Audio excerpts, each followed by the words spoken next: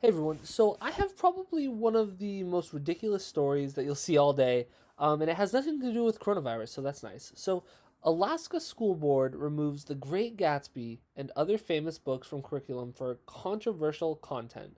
And so, right away, this story really jumped out to me because we always hear about how, like, oh, censorship is exclusive to the left. The left on, like, college campuses, they always want to censor people, censor this, censor that, and the left are a bunch of snowflakes and the left can't handle this, the left can't handle that. But that is not the case in this situation. Yet you don't see this like outpour of right-wing free speech advocates coming to the rescue about these books. So let's read the story a little bit. So an Alaska school board removed five famous but allegedly controversial books from district classrooms, inadvertently renewing local interest in excluded works. I Know Why the Caged Bird Sings by Maya Angelou, Catch 22 by Joseph Heller, The Things They Carried by Tim O'Brien, The Great Gatsby by F. Scott Fitzgerald, and Invisible Man by Ralph Ellison were all taken off an approved list of works that teachers in the Matsu Borough School District may use for instruction. And so first off, let me just preface this with I have not read any of these books actually. The only book that I was ever assigned in school was The Great Gatsby, but don't tell my literacy teachers, but Spark Notes. Anyway, but I don't think that you have to know the context of these books necessarily to support their right to exist in school. And I mean, talk about like a first speech or a free speech issue. I mean, this sums it up right here. And I hate to make this appeal to tradition, but I mean, these books have been in the education system for so long, and for them to now be called controversial seems kind of far fetched. Just because I mean, standards for what were controversial back then are so much less than what they are today. I mean, most of these books are very, very old. And so let's look at some of the reasons that they gave for wanting to get rid of these books. And then I actually want to talk about at the bottom. It talks about a book that they almost got rid of, and I think is the most hilarious thing ever. But first, let's take a look at this. So Caged Bird was derided for anti-white messaging.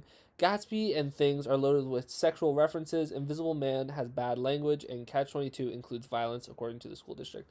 Um, and so I can't speak specifically about what they're referencing with anti-white messaging or with the sexual references and Things in Gatsby. I do remember going over the Great Gatsby in class. I don't remember there being anything terribly explicit about it, but I mean, even if there was, I mean, are we just going to ignore that aspect of life? I guess. And then when it comes to bad language, I mean, this is kind of like a pet peeve of mine. I think that this we we have to be more mature about language. And like I mean, I'm not really someone that swears at all, really, but like I don't think that like it's something that children necessarily should be sheltered from. I don't know, maybe that's a controversial opinion, but I mean, especially I mean, this is at like the high school level. Most of the people that reading these books are gonna be high school seniors. The idea that this language is so inappropriate that they can't read it just seems pretty far fetched for me.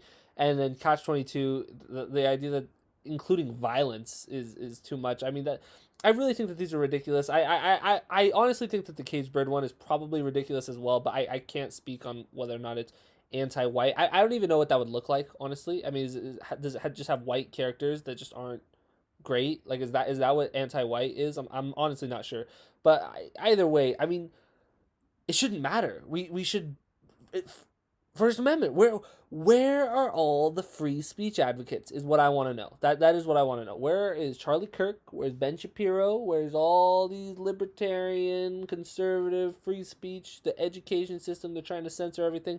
Where are they when it comes to stuff like this? Obviously this is a smaller issue, but still, I mean, this is a real issue, and it stems from a larger thing where it isn't just the left. Like I am not a fan of like PC culture and identity politics on the left. I think that is pretty damaging and actually like not damaging necessarily, but it pushes so many people away from what I feel like are really, really good progressive politics.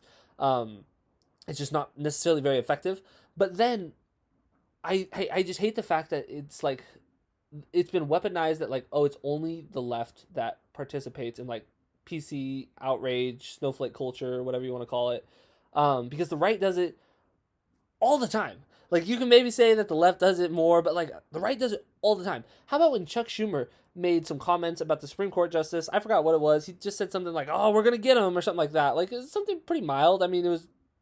But the right took it like, oh, he's directly threatening the Supreme Court justice. Like they completely blew what he said out of proportion. And these are the same people that will like make like a racist joke and be like, "Whoa, free speech, bro, free speech." Whoa, my free speech. But then when Chuck Schumer says something, it's like, whoa, we can't be making these jokes. Or these people who will say like, oh, the left is so critical of racism, like the left wants to call everything racist. But as soon as Ilhan Omar opens her mouth, everyone goes anti-Semite, anti-Semite, Rashid Tlaib, anti-Semite. Oh my gosh, you said something bad about Israel. You must be an anti-Semite. You hate Jewish people. It's like the snowflake culture is just as vibrant on the right as it is on the left. Let's get to my favorite part though. It's right here at the bottom of this book that they were considering. Several books that were not removed from classrooms also came under harsh scrutiny.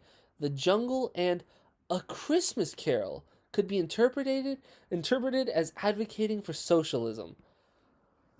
All right, so there's a couple layers to this. First of all, A Christmas Carol, you can make the argument would be like what like libertarians and Republicans would want to put out there as like advocating for their frame of thinking, because literally there's no government intervention in A Christmas Carol. It's literally just a guy goes to sleep and some ghosts visit him and then he wakes up and decides to stop being greedy and giving his money away. Like that's like the idea of a rich person giving their money away of their own free will is like the best possible argument for like libertarians and conservatives.